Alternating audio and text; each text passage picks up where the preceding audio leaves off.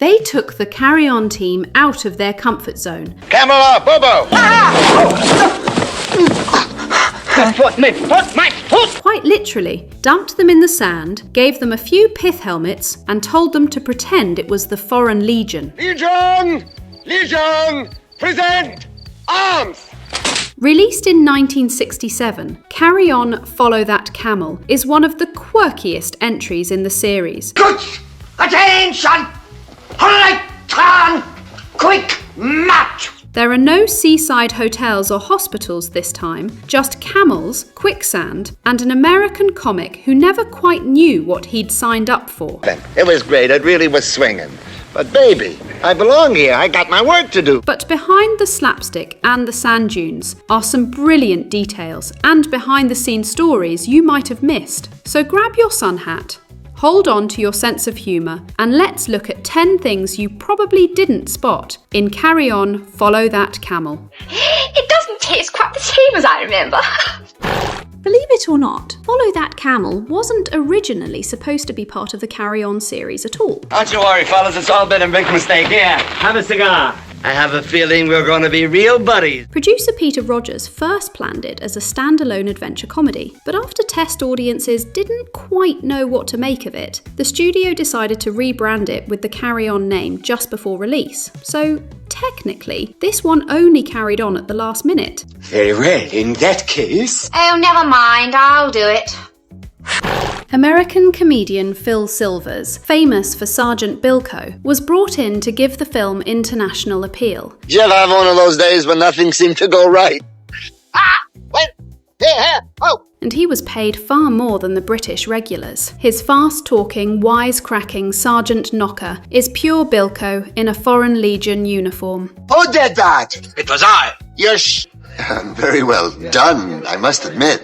But not everyone was impressed. Kenneth Williams wrote in his diary that Silvers blew in like a sandstorm, loud, frantic, and rather baffling. 4 days on foot across the burning hot sands. Enough! This is unbelievable! Still, his presence gives the film a totally different energy, even if he does look slightly bewildered by all the carry-on chaos happening around him. What happened? What did I say? Jim Dale plays Bertram Beau West, a well-meaning English gentleman who ends up in the Foreign Legion after being accused of cheating at cricket. You deliberately tripped me? Humphrey, what are you saying? You deliberately tripped me. His name is a deliberate nod to Beau Geste, the classic desert adventure that the film cheekily spoofs. So instead of noble heroics, we get slapstick, sand, and Phil Silvers shouting. Only in a Carry-On would the Beau Geste be replaced by a Beau West. It's me, Beau West. Beau? Oh, fancy seeing you here. Oh, kiss me, Beau. Despite the convincing mirage of a North African desert, those desert scenes were shot at Camber Sands on the Sussex coast. Come on, let's get out of here. We could only get to those horses, Sarge. Filming took place in early spring, which meant it was absolutely freezing. The cast were bundled up in coats and blankets between takes, and the wind kept blowing sand into everything from teacups to camera lenses. Joan Sims later joked that the only mirage we saw was the tea trolley. It may have looked exotic, but behind the scenes, it was more seaside shiver than Sahara heat. Simpson, look! Oh, well! It was never there, it's a mirage! A mirage? I don't believe it. As Commandant Berger, Kenneth Williams gave one of his most gloriously over-the-top performances. His accent is wildly inconsistent, and that's entirely deliberate. She must be being murdered and all you can think of is getting an even tan! He based it on old music hall parodies of melodramatic foreign villains, deliberately absurd and theatrical. Handing it out on the platter to Sergeant Knocker! Oh my God, what fools he has been making of us! In his diary, he described it as half Charles Boyer, half goose being strangled, which is honestly spot on. There is still time. This music is to wish the chief virility and endurance.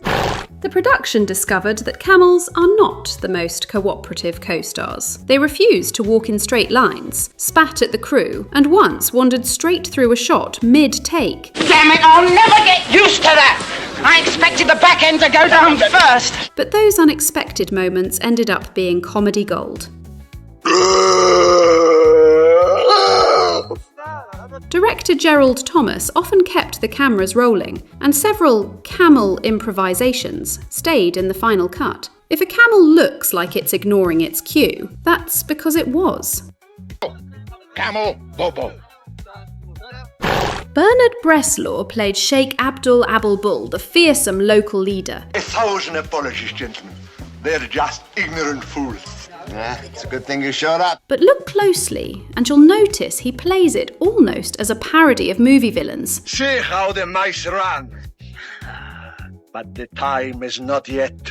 We will go. Huge gestures, booming voice, and twinkling eyes that suggest he's in on the joke. I, your chief, will take another wife. Bresslaw was 6 feet 7 inches, but he had such warmth that his villain becomes a lovable buffoon rather than a real threat. Exactly what the Carry-Ons did best. You have done well. You will be rewarded. Wait in my tent. While the dunes were real, the Foreign Legion fort wasn't. It was built on the good old Pinewood Studios backlot, cleverly designed to look enormous on screen. It's me, Sergeant Knocker! Open up! The art department used repainted sets left over from earlier adventure films to save money, one of the many tricks that kept Carry-On budgets microscopic. Shall I knock now? Please do that, Simpson. Excuse me, sir. Watch closely, and you can even spot the same fort gates turning up later in other British films. What did I tell you? The film opens and closes with cricket, and that's no accident. Bo West joins the Legion after being accused of cheating. What's up, old lad? You know damn well what's up. You deliberately tricked me. Then redeems his honour and ends up right back at the crease. It's a perfect British comedy circle. No matter what happens, You're in. Oh, thank you very much indeed, Simpson. Well, I'll see you in just a few moments, Commandant. desert storms, camels, or revolutions, life always comes back to cricket and a cup of tea. How is that? Not out. Silvers was a bold casting choice, but his American style didn't quite blend with the British brand of cheeky innuendo. Give me a break, will you? It's a vast country. I can't take care of all of them. The film performed decently at home, but didn't win over US audiences. Colour Sergeant Knocker reporting, sir. Back from patrol.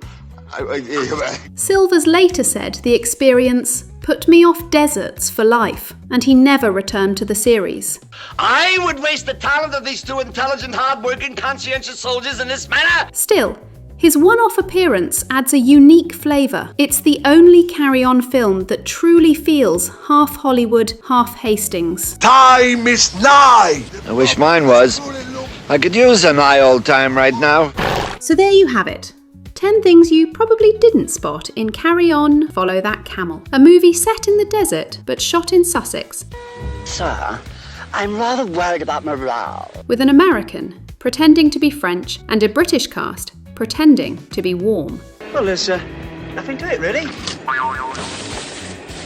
Funny way to punch my ticket. It might not be the most famous Carry-On, but it's one of the most fascinating. A comedy sandstorm that somehow still stands tall today. Look, Chiefy, if you could just have a word and talk to Master Falik. If you enjoyed this look behind the dunes, give the video a thumbs up and let me know in the comments which Carry-On film you'd like me to unearth next. Now that's what I call a mirage. I told you it was a mistake building right out here. Nobody ever stops.